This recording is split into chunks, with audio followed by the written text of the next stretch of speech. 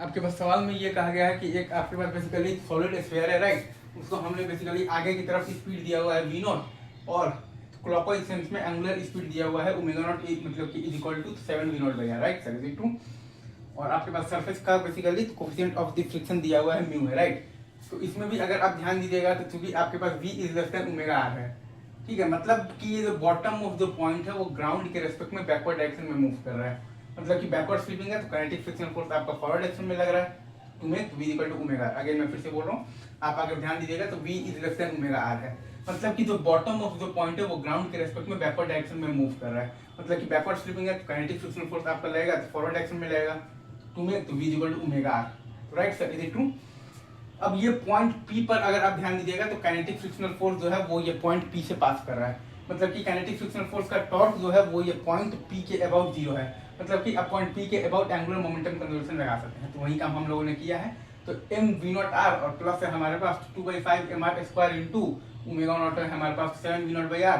और बराबर है हमारे पास बेसिकली तो जब प्योर रोलिंग स्टार्ट हो जाएगा तो तब का एंगुलर मोमेंटम आपके पास क्या है 7/5 इंटू m इंटू तो v of the pure rolling into r। तो यहाँ पे आपके पास तो v प्योर रोलिंग का वैल्यू आ रहा है 19 v नॉट बाई 7 और ओमेगा प्योर रोलिंग का वैल्यू आ रहा है 19 v नॉट बाई 7 r।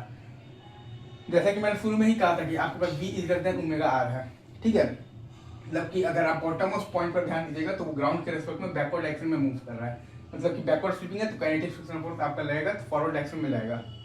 तो टू मेक तो v equal to omega r। तो right sir, is it true.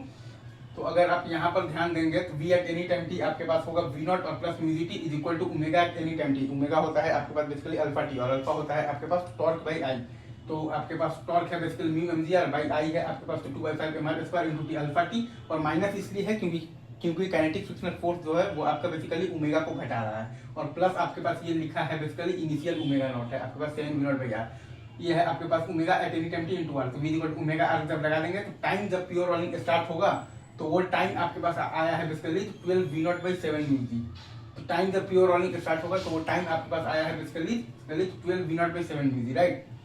और आपके पास तो v प्योर रोलिंग आया है 19 v नॉट बाई 7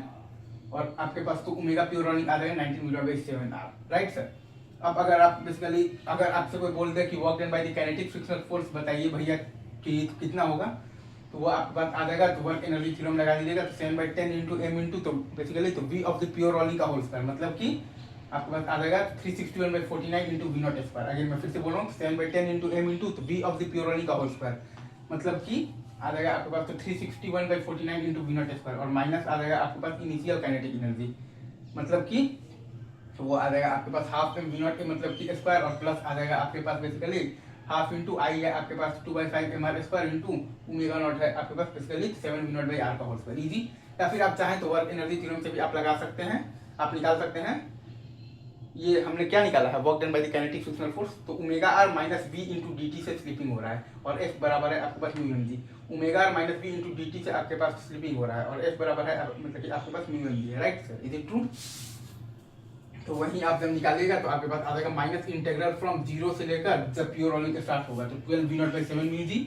और ये आपका लिखा हुआ है basically omega at any time t into r और माइनस है आपके पास तो v नॉट और plus mu G T into है आपके पास तो म्यू mg इंटू dt।